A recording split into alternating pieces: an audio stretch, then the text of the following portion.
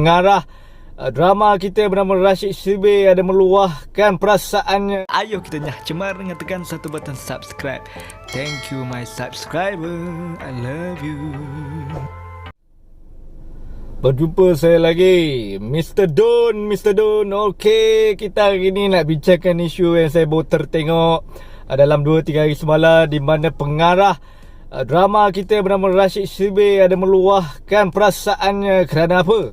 Sektor lain dalam industri dapat kebebasan dibuka di dalam tempoh PKPB pada 4 Mei lalu. Tetapi kenapa kita sebagai sektor dalam industri seni tidak dibenarkan melakukan apa-apa penggambaran, melakukan apa saja syuting? Saya lihat Rashid Sibe sangat kecewa dengan benda ni. Kerana apa? Dah keluar artikel dalam Berita Harian sebagainya, telah dituliskan dalam artikel. Rashid Sibe kata bahawa ketidakpuas hati pun ada, kekecewaan pun ada, di mana dia kata sektor lain boleh dibuka pada 4 Mei, tetapi kenapa sektor industri kreatif dipandang tidak dipandang sebagai satu industri yang penting dalam Malaysia, membuatkan kerajaan tidak membenarkan lagi syuting penggambaran dan sebagai bentuk video yang diambil ketika penggambaran tidak dibenarkan. Kenapa penggambaran syuting tidak dibenarkan? Ini yang menjadi tanya-tanya, di mana Rashid Sibe meluahkan bahawa dia kata ramai penggiat seni freelance adalah orang-orang yang bekerja, tak ada kerja, tak ada gaji. Di mana kalau tak ada syuting, tak adalah duit. Di mana mereka telah menghadapi banyak krisis, di mana 2-3 bulan tidak bayar rumah sewa, dibuang, dikeluar, disuruh dihalaunya. Jadi maknanya mereka terpaksa hidup, di mana terpaksa hidup meminjam. Ada yang meminjam mungkin along, meminjam kawan-kawan dari industri. Tetapi sampai bila mereka nak melakukan perkara ini? Di mana kawan-kawan dari industri juga tidak semua yang senang. Di mana kita tahu nasib penggiat seni yang terutamanya kru-kru di belakang pentas sangat kita duka citakan. Di mana Rashid Sibe kata apabila kerajaan membuka sektor lain pada 4 Mei tetapi tidak diberikan peluang industri seni buat penggambaran adalah salah satu benda yang tidak adil. Kenapa?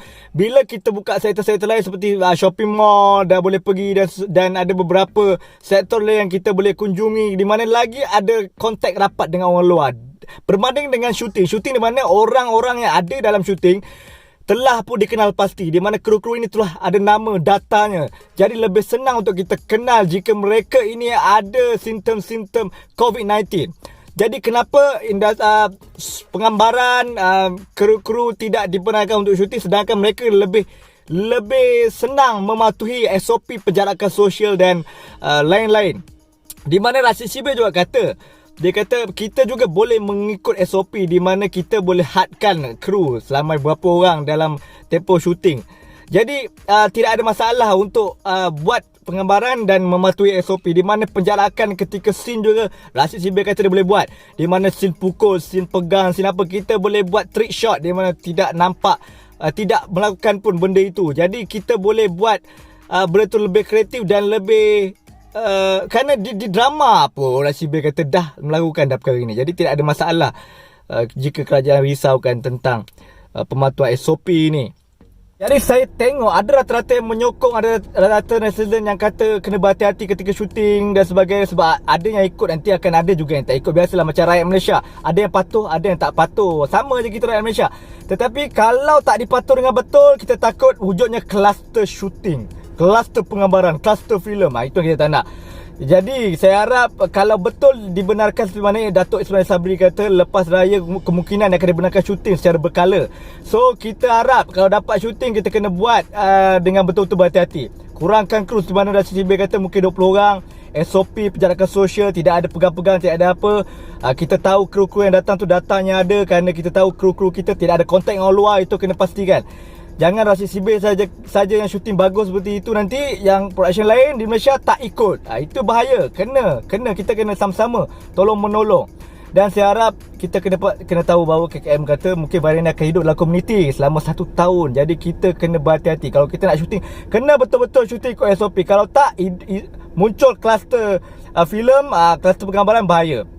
Jadi saya harap janganlah kita tidak patuhi ini orang-orang seni. Sebab pandangan saya, kalau tidak nanti macam mana, takkan kita nak syuting daripada rumah, hantar ke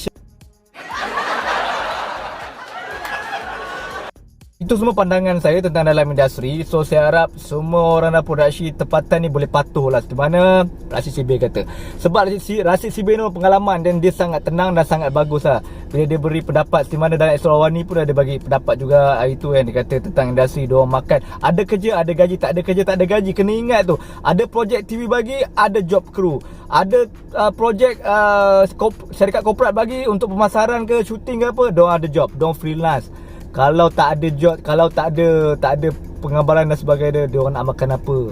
Jadi kena ingat, kerajaan pun kena ambil tahu juga perkara-perkara ini. Yang saya harap bahawa akan dibenarkan syuting secara berkala, tetapi harus sama juga, tak patuh SOP, gagal production, kita kira production tidak boleh syuting dah, dan mungkin akan di-ban. Itu kena ingat. So tak nak patuh SOP penggambaran production tempatan. Kalau tak, kena ban. Okey, itu syarat kena buat, kerajaan kena buat. Tapi syuting tak boleh lah kalau tidak dibenarkan. Sektor lain dibenarkan, syuting tak dibenarkan. Jadi diorang ni terasa lah nak makan apa sebagainya. Jadi saya harap perkara ni akan selesai selepas raya nanti, dan mereka pun dapat syuting dan patuh SOP. Kalau tak, muncullah kluster penggambaran. Jumpa lagi saya dalam isu yang simple, pendek. Kita borak dalam kereta je. Jangan lupa subscribe ya. Thank you for my subscriber yang meningkat naik dari hari ini. Thank you.